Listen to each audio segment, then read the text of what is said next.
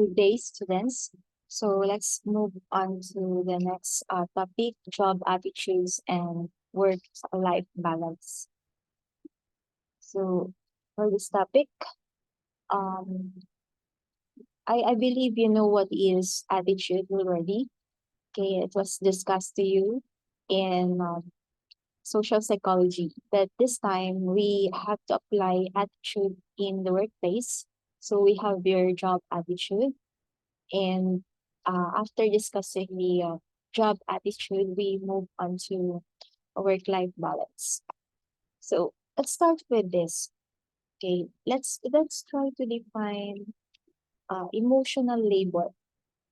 Okay, emotional labor. This is defined as the effort, planning, and control needed to express organizationally desired emotions during interpersonal transaction. So when we transact doon sa ating company or sa workplace, yung mga kung tayo ang employees, or yung mga employees ay they have to exert efforts sa pagkontrol ng kanilang emotion. So emotional labor is higher when job requires frequent and long duration display of emotions. Second, displaying a variety of emotions and displaying more intense emotions. Okay? So, ang hirap din minsan, no? Lalo na if nasa front desk ka, kasalamog mo yung iba't ibang tao. And then, there are times na hindi maganda yung mood mo. But you have to, smile in front of other people. So, doon nagkakaroon ng emotional labor sa part ng employee. Okay? So, let's have this, no? Employees of Apple store in Manhattan, New York, greet customers with enthusiasm and excitement as they exit the store after buying an iPhone on its first day of sales.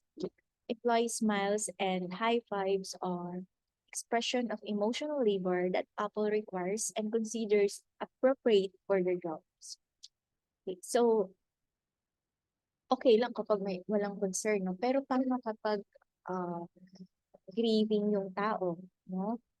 Namatayan siya. Pero dahil part ng culture ng Apple, for instance, is they have to smile, give high fives, no? So, kapag grieving ka, tapos gagawin mo to, so definitely you will exert efforts no, i-control yung iyong emotion. So, nagkakaroon ng emotional labor. Okay? So, dahil dito sa emotional labor na ito, uh, possible ito na mag-lead to sa tinatawag natin emotional dissonance. So this refers to an inconsistencies between the emotion people feel and the emotion they project. So eto yung nararamdaman ko, pero dahil may ibang tao, iba yung ipapakita ko. So maaring you are grieving inside, pero dahil nasa work ka, you have to smile. Okay? So, nagkakaroon tuloy ng tinatawag na emotional dissonance. So, this one, bottled up feelings of frustrations, anger, resentment can lead to emotional exhaustion. So, kung pinipigilan natin yung feeling na frustrated tayo, galit tayo, no, sa ibang tao, then, tapos ngiti ka, no, para lang itago yun. Okay, that will lead to emotional exhaustion. Okay? And long-term emotional dissonance is a predictor of tinatawag natin job burnout. So this declines in a job performance also, no, and lower job satisfaction. So the more na nagkakaroon ng dissonance or emotional dissonance, the more na nababurn out yung tao at bumababa yung performance and at the same time, hindi na siya nasa-satisfy dun sa kanyang work. Okay? So examples of careers with high emotional labor are the following. The bill collectors, uh, they socialize to show irritation to debtors. Casino waitresses, fast food employees, physicians, at saka mga police. Okay? So, emotional labor challenges. Let's move to this. Difficult to display expected emotion accurately and to hide true emotions. So, ang hirap nito, it's a challenge for us to hide our true emotion, no? And more stressful when a person copes with it with surface acting or faking na tinatawag natin, wherein we hide our true feelings while displaying very different ones. So, dito, nagkakaroon ng deep acting wherein we modify our feelings to better fit the situation, such as empathizing with yung irritated na customer, ganyan. It can be less stressful to the person. Okay? So, ang hirap, no? Nagiging actors tayo. Pinifake natin yung true emotions natin kapag kaharap natin yung ibang tao, especially in the workplace.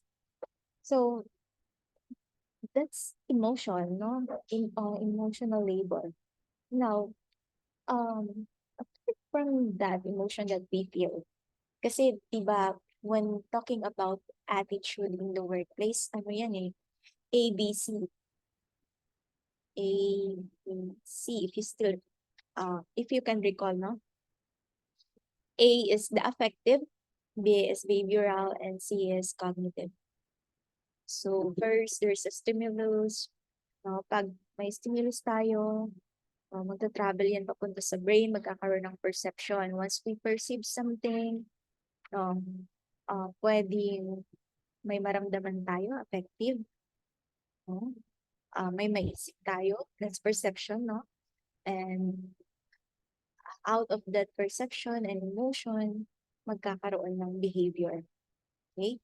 So, ito yung mga components ng attitude. Bumubo sa attitude ng isang tao.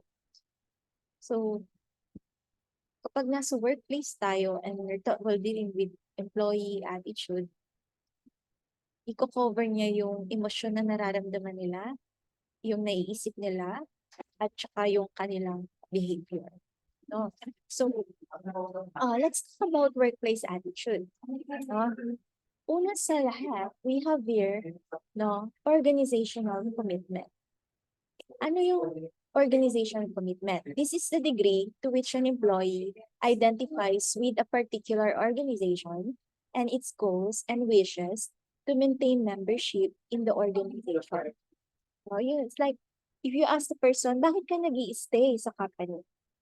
No, kahit na ganito, ganyan, bakit ka nag-stay? So, nag-stay yung tao maybe because of good sa kanyang commitments, no? So, ang commitments is, yung pag sinabing commitment, yung tao, yung kanyang goal, at yung goal ng company ay nag-meet, no?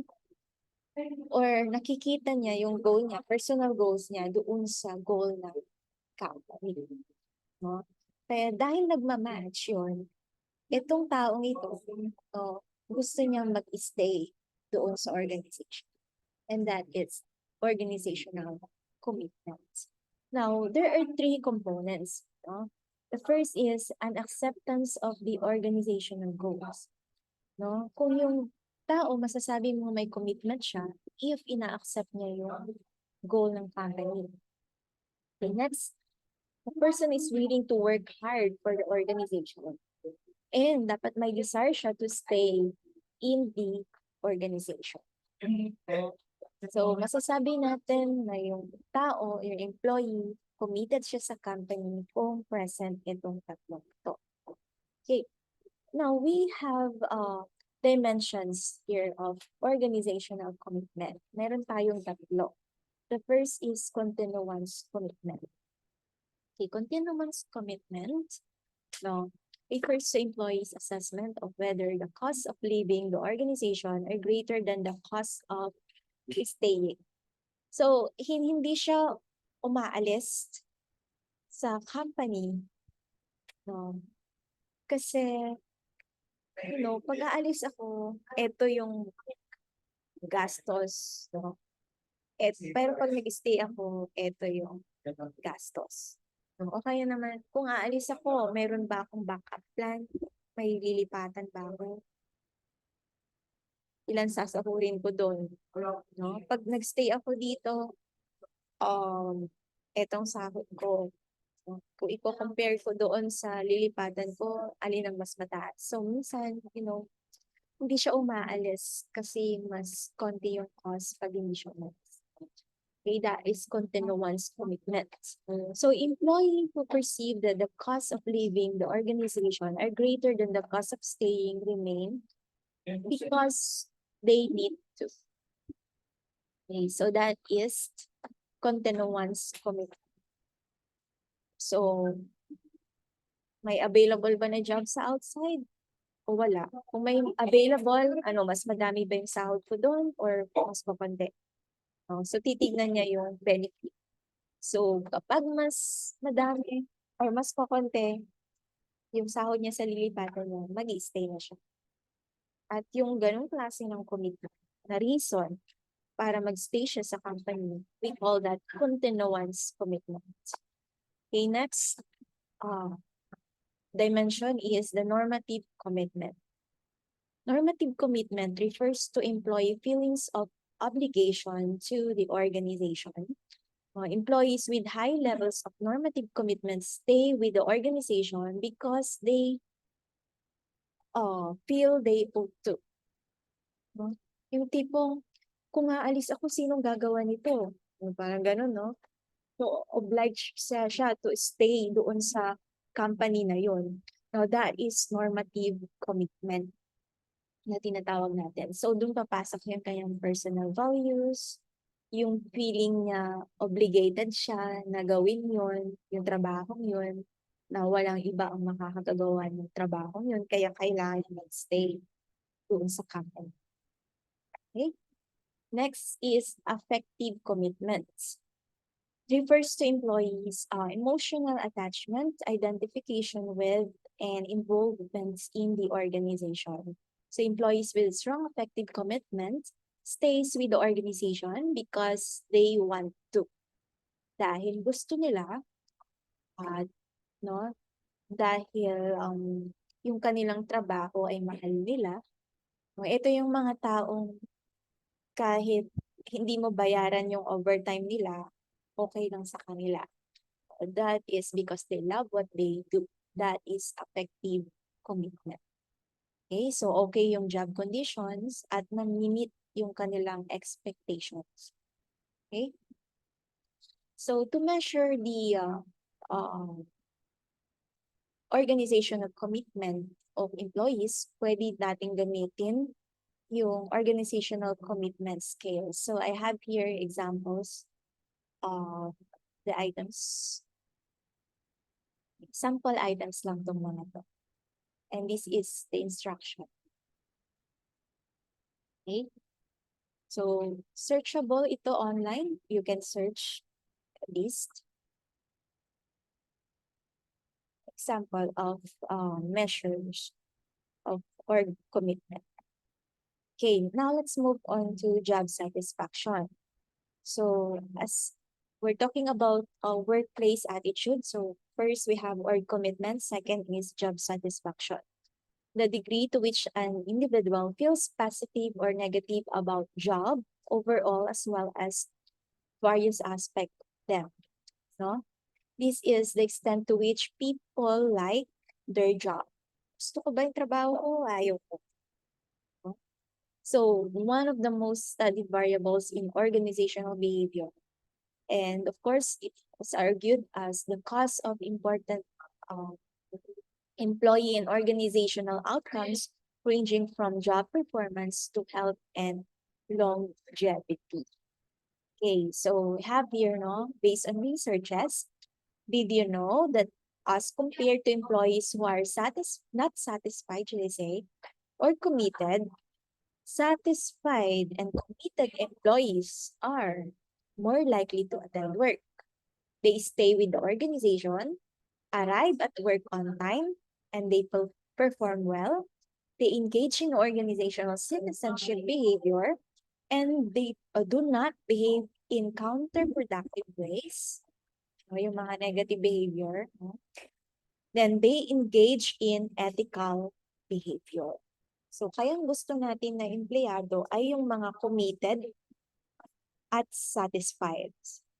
Okay? So, approaches to the study of job satisfaction, meron tayong global approach. This treats job satisfaction as a single overall feelings towards the job. So, ito, yung global approach nito, naniniwala siya na isa lang yung measure ng satisfaction. Okay? General siya, sa full. Okay? An example of this measure of a global approach. Pwede nating sagutan yan. Kung tayo ay employee, para makuha natin yung job satisfaction ng employee. Okay, another approach is the facet approach, wherein may iba't iba siyang construct or facets like this. Meron siyang work on present job, yung satisfaction niya sa supervision, sa co-worker, sa pay niya, sa salary, sa opportunity for promotion, and job in general. So as you can see, may mga facets siya dito. So, pwede nating aralin ang job satisfaction by looking into the satisfaction of the workers based on these facets. Hinati-hati niya sa ibang areas. So this focuses on different aspects of jobs such as rewards, other people on the job conditions, and the nature of the job itself. So that's the facets approach. So these are the 5 facets of job satisfaction based on the job description or job descriptive index or yung tinatawag nating JDI. This is a scale na ang mini-measure niya ay work itself, quality of supervision, relationship with co-workers, promotion opportunity, and pay.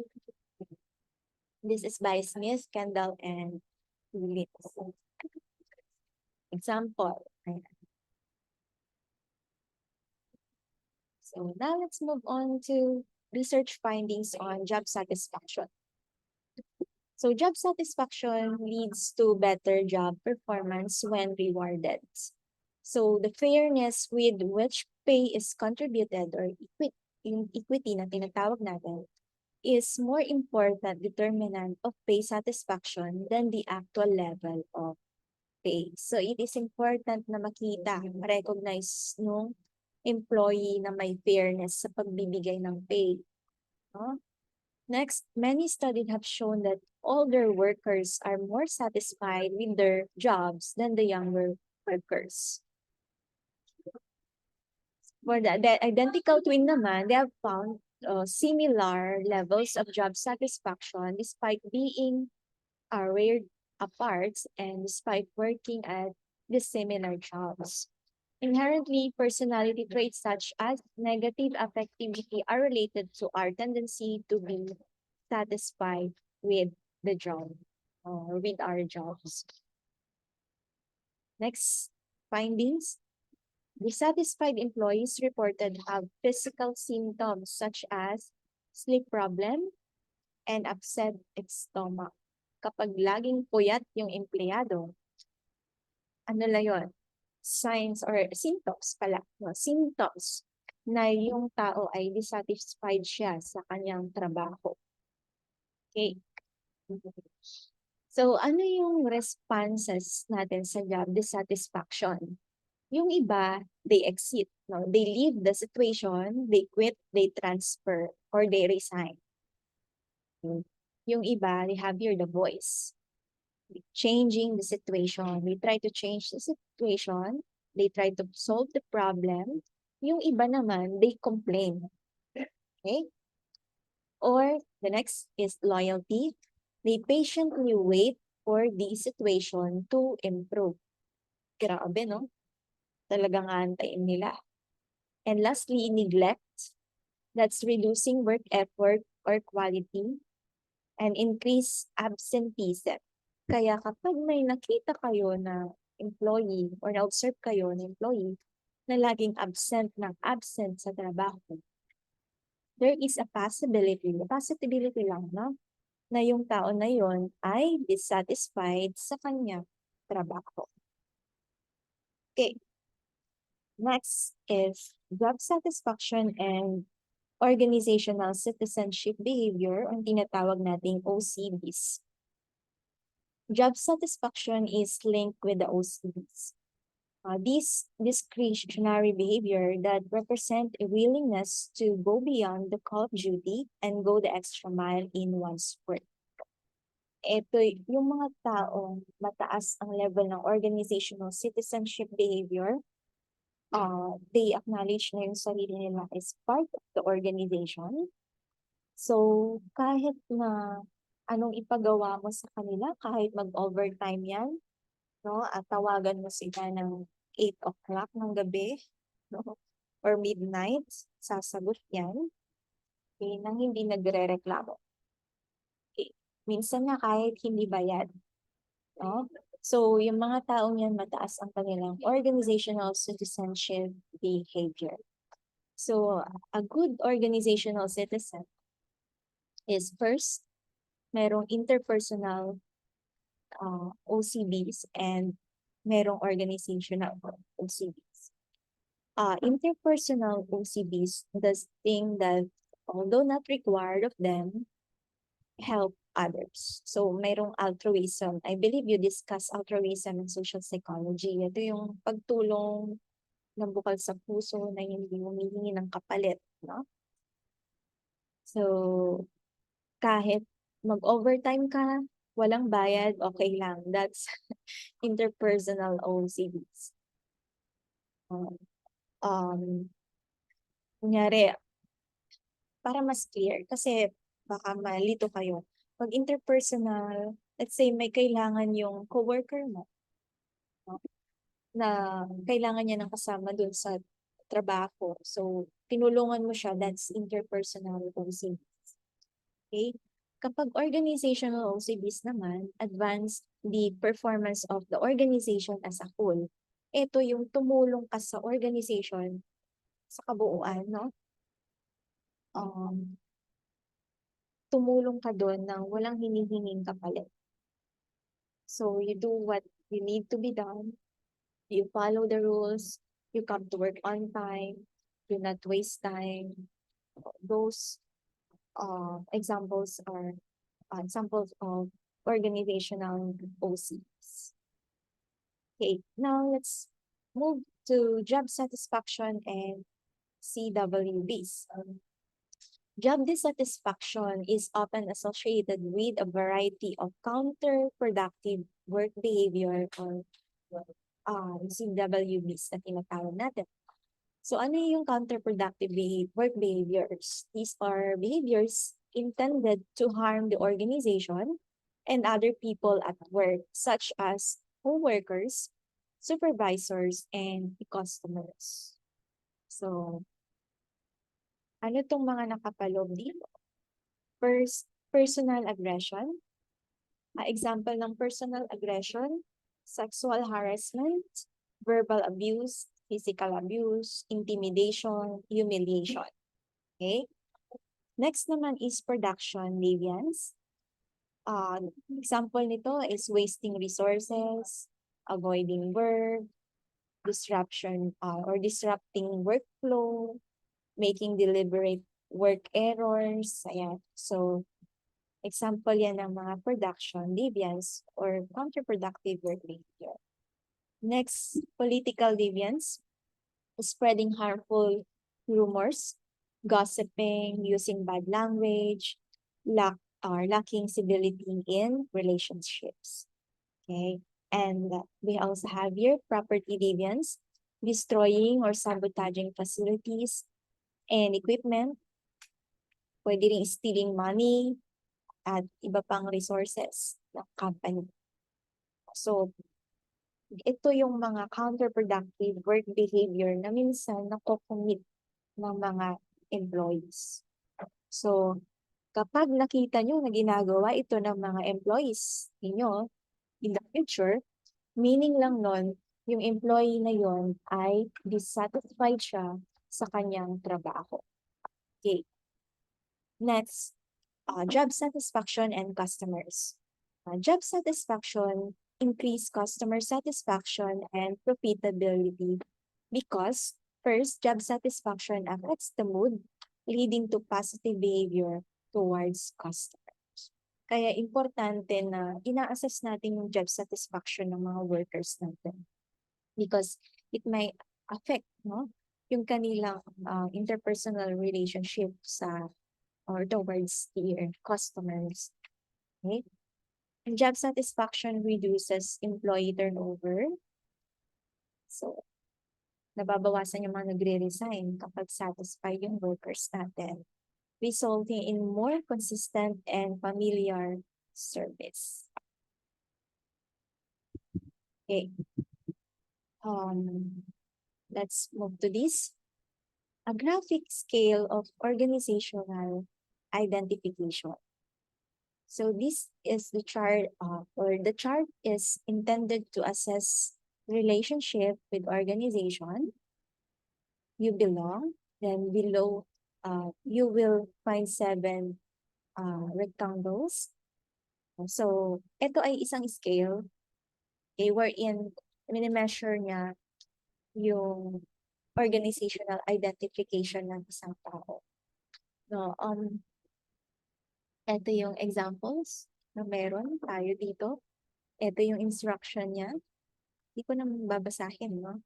Just read it. Tapos, sasabihin lang niya sa dulo that choose out of the 7 rectangles, the one that most highly represents the extent to which you identify with your unit. So, ito yung mga rectangles na yun. Saan ka dyan? So, sasagutin mo yan, of course. Pag nasagot mo yan, malalaman mo kung ano yung level ng organizational identification mo. Ano nga ba kasi yung organizational identification? Okay?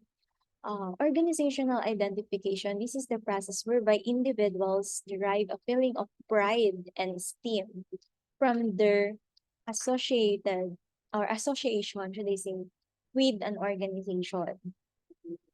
So yung pride na kasapi sila ng organization na yun, that's organizational identification.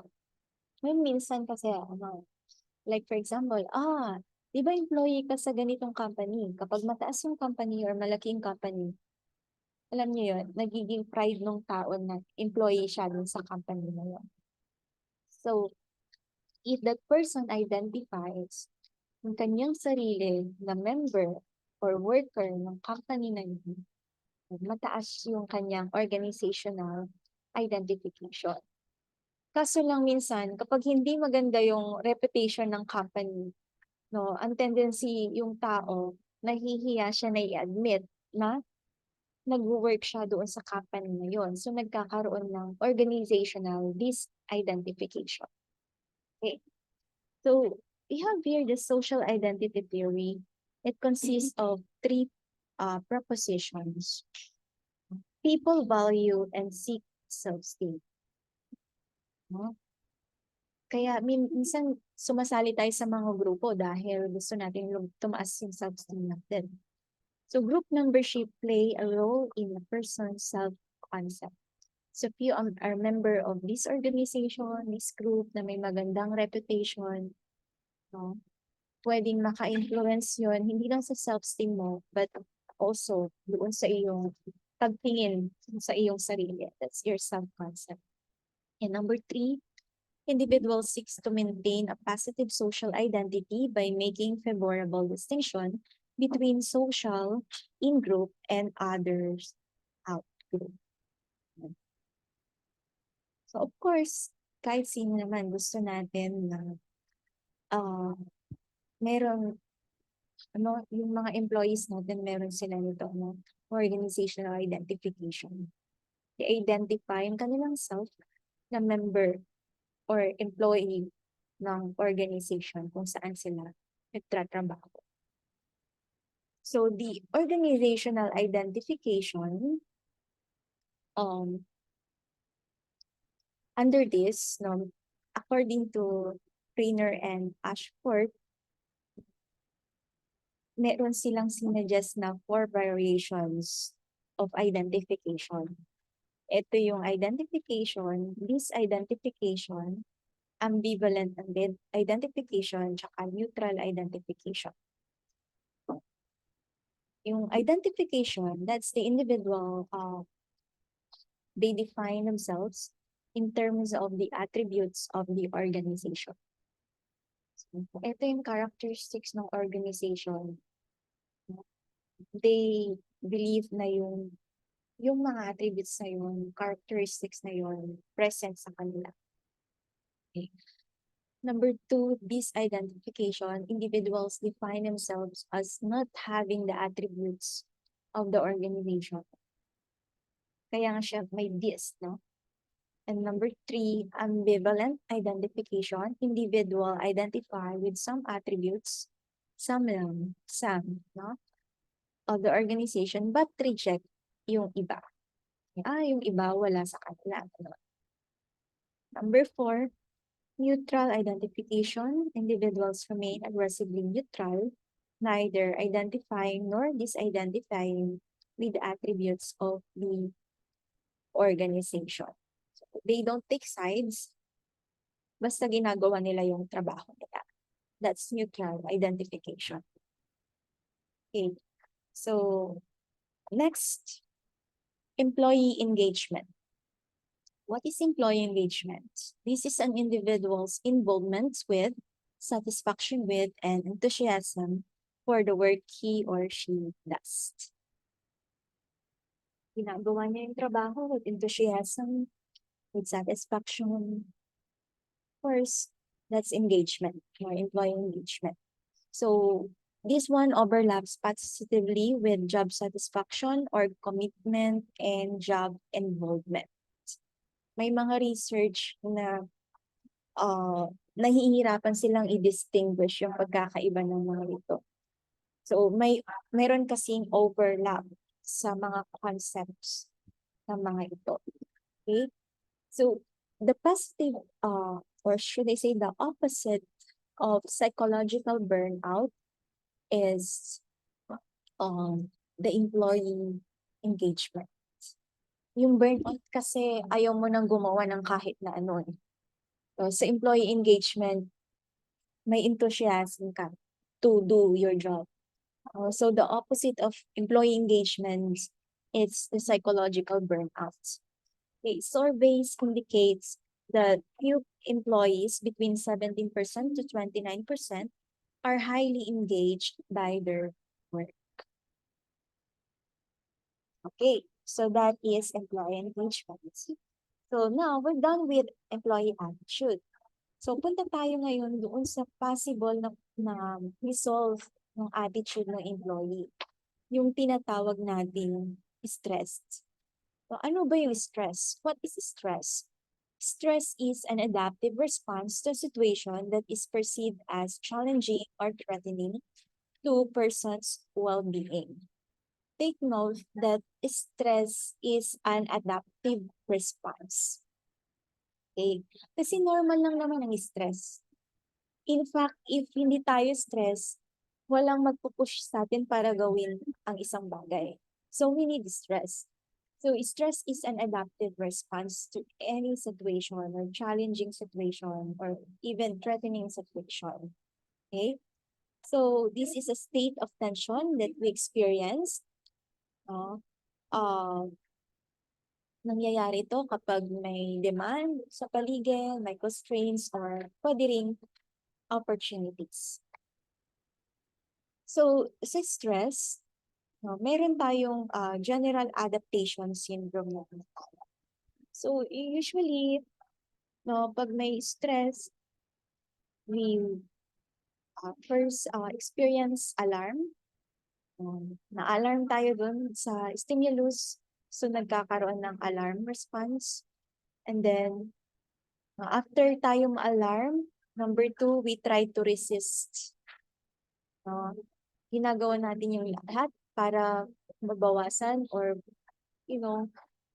huwag tayong may stress or not really may stress, huwag tayong mag-stay dun sa sitwasyon na yon. So, we have to cope.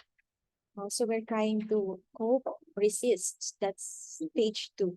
So, after resistance, stage 3, kapag hindi natin na-overcome yun at di tayo nakapag-cope, no, magko-continue yan hanggang sa exhaustion.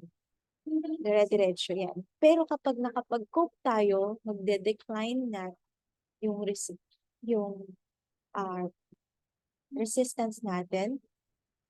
Kapag nakapag-cope na tayo, pababa yan. Pababa. Pero kapag hindi tayo nakapag-cope, yun yung malaking problem. No?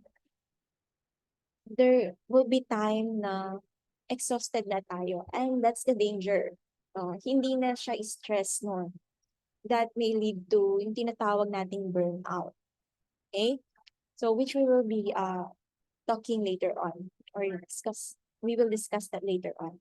So example of job strains from each of the 3 categories of job strains. So meron tayong mga job strains na tinatawag. Psychological reaction, physical reactions, and behavioral reactions. Examples under psychological reactions ay anger, anxiety, frustration, and job dissatisfaction. While physical reactions naman, dizziness, headache, heart pounding, stomach distress, illness, pwede rin cancer, heart disease. Sa mga illness like cancer, bakit nagkakaroon yan? Example na lang, for instance, dahil stress ka, hindi ka masyadong nagkakakain, so nagkakaroon ng ulcer sa stomach mo, and pag naging worsen yun, or pag na-worsen yun, pag naging worse yung sitwasyon, pwede mauwi yan sa cancer. Okay? So, that's a big problem, no? So, for the behavioral reactions, we have accidents, smoking, substance use, or worse, sa workplace, nagkakaroon ng resignation or tumataas yung turnover. Okay. So, let's move on to this. The sources of stress. Ano ba yung mga sources ng stress? Okay, of course, first, task demand. Being asked to do too much or being asked to do little. Okay? Or being asked to do very difficult work relative to one's capability. So, masyadong demanding yung trabaho. So, na-stress ka. Next is role ambiguities. The extent to which job or the extent to which employees are uncertain about what the job functions and responsibilities are. Meaning, hindi clear yung job description na binigay sa'yo. So, hindi mo alam kung anong gagawin mo. O hindi mo alam kung anong trabaho and responsibility mo. Or nalilito ka kasi hindi klaro. So, that's role ambiguities. Role conflict arises when people experience incompatible demands, either at work or between work and non-work. So, pwedeng may conflict between yung work mo at saka yung mga responsibilities mo sa bahay, for instance. Or, pwede rin naman sa mga government employees, kunyari, meron silang ibang trabaho, like designation, apart from their job, tapos iba yung boss nila dito, iba rin yung boss nila doon. So sometimes, nagdidemand yung boss ng sabay, ngayon hindi na niya alam kung ano talaga ang uunahin niya. Yung role na nito or yung role na ito. So, nagkakaroon ng conflict minsan. Or minsan nga, pag dalawa yung boss mo, iba yung papagawa ng isa, iba rin yung papagawa ng isa. So minsan conflicting, hindi mo tuloy alam kung sino or ano yung susundin mo. So that's role conflict that can lead to workplace stress. I also have here work-family conflict, a form of extra role conflict in which the demands of work interfere with the family. Kunyari may family gathering yung anak mo, so uh, sa school nila, tapos meron kang report na kailangan i-present that day. So, you have to choose. So, ang hirap din, no? That's work-family conflict.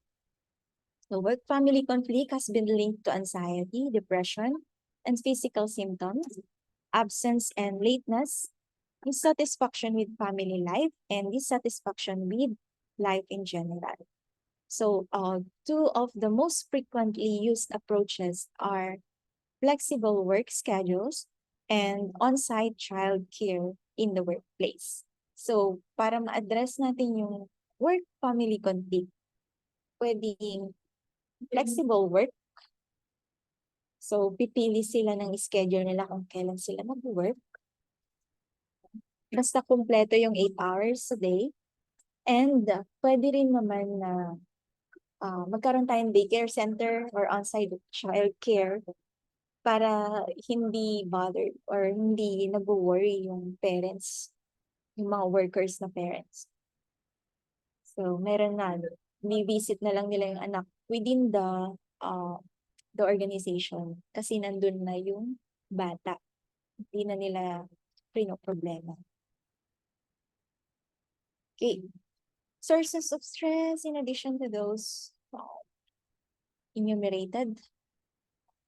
Work stressors, possible din yung ethical dilemma na being asked to do things that violate your personal values or law. Ang hirap din ito Kunyari, yung boss mo, sabi niya, papunch mo naman yung DTR ko. Diba? So, boss mo yon. That's ethical dilemma. Paano pag mahuli ka, diba? So, next, interpersonal problems, experiencing bad relationship with coworkers.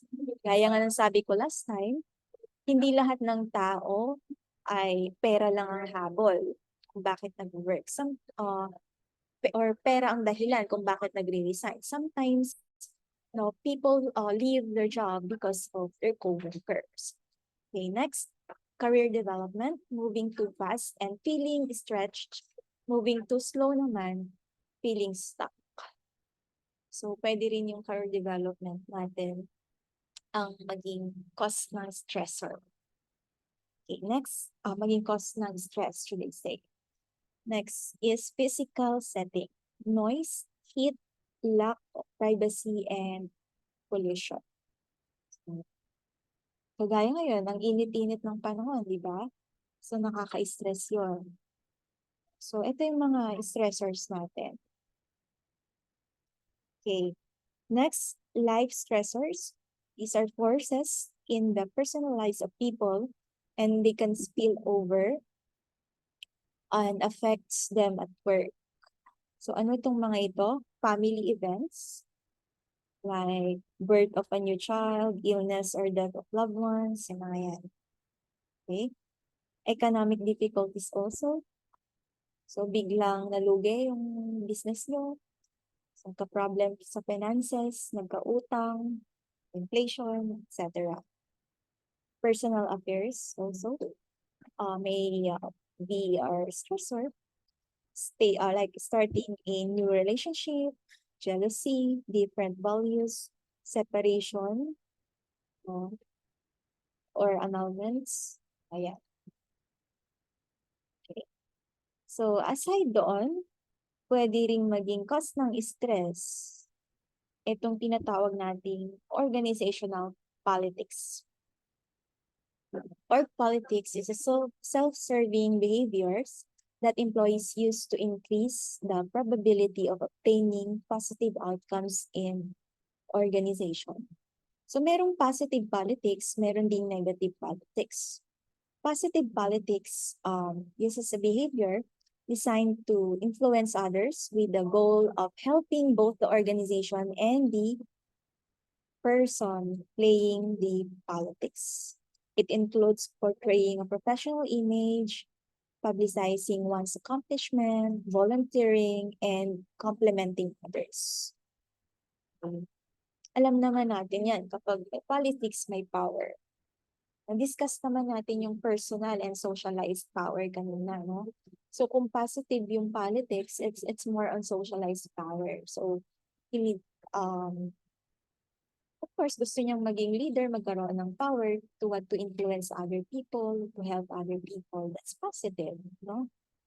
So, sa negative politics, manipulative behavior designed to achieve personal gain at the expense of others and organization. Example nito yung backstabbing, withholding important information from others, and spreading rumors. So, that's negative, no? This one results to employee stress, lower performance, lower levels of job satisfaction, and higher amounts of turnover. Okay. So let's move on to control. Control is the extent to which employees are able to make decisions about their work. Yung may mga trabaho na uh, nakakapagbigay or nagbibigay ng control. I mean, you have that uh, because when you have that freedom to make decisions para doon sa iyong trabaho. So such decision involve all aspects of work, including when to work, where to work, how to work, and what tasks to do. So employees with high level of control are able to set their own work schedule, choose their own tasks, and decide how to complete those tasks. So, of course, mas maganda yon yung you are in control. Pero hindi sa lahat ng trabaho may control. No? In a low control job, the work schedule is set, tasks are assigned, and often even have the procedures and accomplishing tasks are specified. Kagaya ng mga nasa factory, yung mga factory workers. Alam mo yun, yung step-by-step procedure binibigay niya sa kanila. So, hindi na sila magde-decide. Susundin na lang nila yung sasabihin sa kanila. So, high levels of control are associated with high levels of job satisfaction, organizational commitment, and job involvement and performance. Kaya as much as possible, pag nagdi-design tayo ng trabaho, sana merong control. Pero hindi rin maiwasan kasi may mga work talaga na hindi kailangan ng control. Okay. Let's move to pacing. Machine-paced work means that a machine controls when the workers must make a response. So the best example is factory work, wherein conveyor belt controls the speed at which the employee work. So here, computer technology has introduced machine pacing into non-faculty work. Madami ng workers nationwide na nag-implement ng ganito or companies na nag-implement ng ganito. So million of people worldwide sit in a computer terminals all day, respond to information that comes on the screen at the pace set by the machine. So in University of Sweden, research has shown that machine-paced employees had higher levels of adrenaline. Kasi, yun, mabilis kasi yung transition ng mga pinapagawa. So, ang tendency, nagpapataas ng level ng adrenaline. So, machine pacing also increase the amount of cortisol. So, tumataas yung adrenaline, tataas din yung cortisol. So, alam niyo naman, cortisol is our stress hormone. Ang hirap din nun, no? So, lack of control distress the employees. And distress is associated with the secretion of cortisol. And alam niyo ba na the more na nagsisecrete yung body natin ng cortisol, no? naapektuhan niya yung ating hippocampus. Ang hippocampus natin is in charge sa ating memory. Kaya kapag stress tayo, no, meron tayong tendency na naglo-loading, yung nakakalimutan natin yung mga bagay-bagay. Okay? So that's because of the cortisol, no, na naapektuhan niya yung hippocampus. Alam nyo, dangerous yun. Pinapatay niya yung mga cells. Kaya ingat din tayo sa stress. Next, machine-paced work has been found to be associated with anxiety, dissatisfaction, and health symptoms. Kaya ang hirap din, no, yung mga nasa mga pabrika, pabilisan kasi nun, quantity ang gusto nila in pabilisan. Mabilis ang pacing. Okay. So kapag nag-extend yung stress natin, pwedeng mag-lead yan sa burnout. So burnout is a distressed psychological state that an employee might experience after being on the job for a long period of time. So pag burnout na yung tao, nararanasan niya yung emotional exhaustion, a feeling of tiredness and fatigue at work. Second, depersonalization. This is the development of a cynical and close feeling towards others. Naging sarcastic ka na rin minsan, no? Then third, reduce personal accomplishments. So mabumababa yung performance mo. So research suggests 2 ways to reduce burnout. First, it can reduce by taking a vacation. Although recovery is likely to be short-lived, with burnout levels returning after a few weeks back on the job. Kapag burnout ka na, hindi enough ang one day. Usually months, minsan nga years, para makarecover from burnout. Second, organization needs to encourage managers to provide emotional support to employees by positive feedback and engaging in discussion of positive aspect of work. So, may matutulong din yung managers. They have to listen, they have to conduct counseling, provide positive feedbacks, para hindi sila makadagdag sa stress ng employee. So, ito yung dalawang way to reduce the burnout. Kung pakaso lang, pag magli-leave ka lang ng isang araw, vacation leave, hindi enough yun pag burnout na. Usually months and years. Okay. Individual differences in stress, of course, meron yan. We have we differ in terms of threshold levels. Yung iba, eto lang, may stress na. Yung iba naman yung kanilang stressors. Okay? So, resilience to stress depend on personality also. Type A and neuroticism are prone, no, sa stress. Ano ba yung type A personality? Yung type A personality, ito yung mga achiever na tao na kunyari, next month pa lang yung deadline, ginagawa na nila ngayon. No? Yung kanilang schedule, maayos. Okay? Very responsible yung mga yan. So, alam niyo naman, syempre kapag ganun klase ng tao, tendency, madalas may stress yan. Okay? So, that's type A. Yung type B, yun yung chill lang. Bukas na yung deadline, gagawin niya pa lang bukas. So, that's type B. But anyway, so, prone sa stress ito. At saka yung mga neuroticism, meaning yung hindi stable yung kanilang emotion. No? So, mahirap yan. Prone sila sa stress. Okay? So, of course, magkakaiba tayo ng coping strategies. So, yung iba, effective sa kanila, ito, sa iba, hindi yun effective. So, It's up to us, no? Basta make sure na yung coping strategies natin ay walang negative consequences or consequence. Kagaya ng pag-inom ng alak, paninigarilyo, dahil sa stress, no? Yun yung way ng coping pero unhealthy sa katawan. So, as much as possible, we look for healthy coping strategies. Kahit magkakaiba, pero at least healthy yung coping. Okay?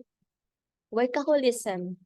Of course, kapag workaholic ka, highly involved ka sa work, no? Mayroong pressure to work, kaya hindi mo na nai-enjoy yung trabaho. And it's also prone to stress.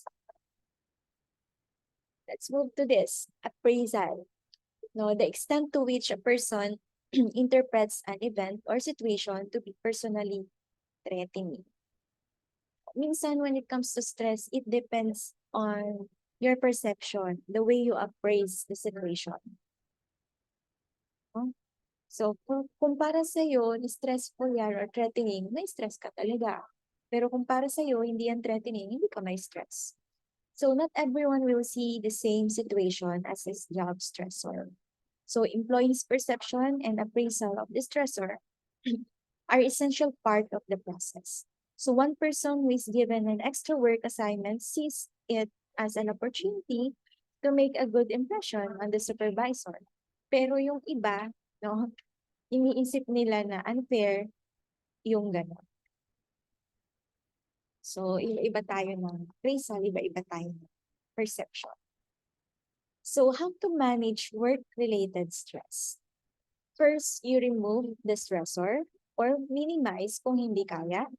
Second, withdraw from the stressor by having come up or go for vacation, do rest breaks. Next, change stress perception. Palitan mo yung perception mo sa stress. Or you can have humor. Next, control stress consequences by healthy lifestyle, fitness, mag-exercise, and of course, wellness. Of course, very important na nag-exercise tayo. Yung exercise, pwedeng ma-produce doon yung ating yan, dopamine, endorphin, yung mga yun na kailangan natin to be happy, to feel excited. So, ayan, we need the exercise. At saka, nare-regulate ng maayos yung blood or nakakapag-flow ng maayos yung blood natin at nadi-distribute ng maayos yung oxygen sa iba't ibang part ng katawan if we exercise. Okay? Next, receive social support. Of course, huwag mong nilalayo yung sarili mo sa iba. You need social support. So that's how you manage work-related stress. Oh, what else? Work schedules. Pwede rin natin gamitin to. Kaso lang, may problem din sa mga work schedules. Kapag night shift, mas prone ka sa stress at problem. So many org, such as hospital, police departments, they run 24 hours. So may 2 shifts sila, day and night. So 3 shift minsan, yung iba, no? Yung graveyard shift panggabi, o yung iba evening shift, swing 4 p.m. to 12 a.m. Ang hirap din yan, no? So some organization, they hire to work a fixed shift. Pero yung iba, they use rotating shift. Minsan pang umaga ka, minsan pang gabi. So kailangan mag-adjust yung clock mo, yung biological clock natin. So the major health problems with working night shift is that the typical sleep or waking cycle is disturbed. Kaya yung iba, nagkaka-insomnia sila, nagkaka-problem sila sa sleeping. So next, work or shift work is associated with disruption in the circadian rhythm. Yung 24 cycle, the biological clock natin. So this includes body temperature changes and changes in hormone levels in the bloodstream. Night shift can cause health problems by disrupting this natural rhythm. So, mahirap ito. So, the most obvious problems in working night shift is sleep disturbance. Yan. So, poor quality of sleep. Barden and Folkards found that employees on temporary night shift had greater sleep problem than yung mga nag-work na gabi-gabi, permanently. Okay?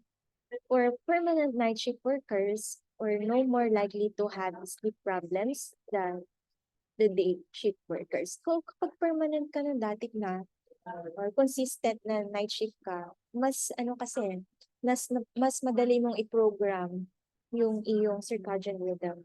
Ang problem pag paiba-iba, yun yung talagang nagkakaroon tayo ng sleep problem. So aside from disruption of circadian rhythm, Collar and colleague believe that night shift workers get worse sleep because there is more noise during day. And nagkakaroon din sila ng digestive problems. Kasi kapag gabi, of course, nagdi-decrease yung gastrin, which is the hormone na related sa stomach acid secretion. So, kaka-problem sila sa digestion. So, that's it. So, in night work, pwedeng maka-affect sa circadian rhythm at sleep natin. And that will lead to physiological and psychological, like psychological problems, anxiety, and stomach or upset stomach.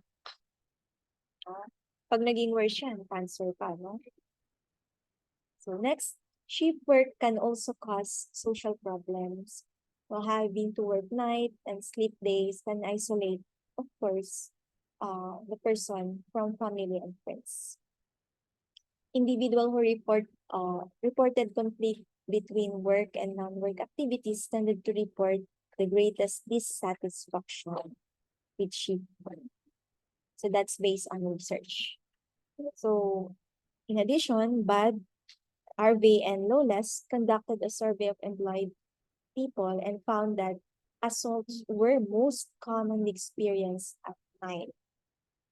Ay mga crimes na nangyayari sa workplace sa gabi nangyayari. Nakakatakot, no? So next, compressed weeks. Longer shift than the typical full-time work usually involve either 10 hours or for 4 days or 12 hours for 3 days. 3 days ka nga magtatrabaho pero 12 hours a day ka naman. So, nakakapagod yun. So, many employees have jobs that do not have fixed shift but can require long work days. So, ganun yan. Yung iba, 24 hours naman. Pero shifting sila. Ang disadvantage nito, work fatigue, of course. Ang advantage, of course, mas madaming vacation and time with family. Opportunity to moonlight, go kahit saan-saan. Reduce commuting, yung pamasahe, tsaka yung time. So, most organizations, they provide 20 to 40 minutes of paid breaks during the workday. So, employers can give a place to nap. So, here, we have here a situation. Ragat conducted a study of Australian bus drivers that showed that long shift might have serious health effects. The length of the work shift was associated with sleep problem, alcohol consumption, and use of stimulants. Hindi talaga maganda yung paiba-iba ng work shift, lalo na yung panggabi. Next, flexible work schedule. So although fixed daily work schedule is still the norm, sa panahon ngayon, unti-unti nauuso na yung flexi time. So it allows workers to determine, or at least in part, the hours of the day that they work. So na-explain ko naman yung flexi time. So pwede ka mag-start ng 9 o'clock hanggang 6, no? O kaya 10 o'clock to 7 o'clock. It depends on you. So there are many varieties from systems requiring only that employees work their allotted hours per day to systems that allows employees the option of starting their shift an hour early or an hour late. Pwede rin mas maaga, 7 o'clock ka mag-start, pero uwi ka na ng 4 o'clock. Diba? So from the organization's perspective, an advantage of a flexi work schedule is that it allows employees to take care of personal business on their own time rather than on work time. So, kunyari, may transaction ka sa ibang company na open lang sila hanggang 5 o'clock. So at least kapag nag-start ka ng 6 o'clock, uuwi ka na ng 3 o'clock. No?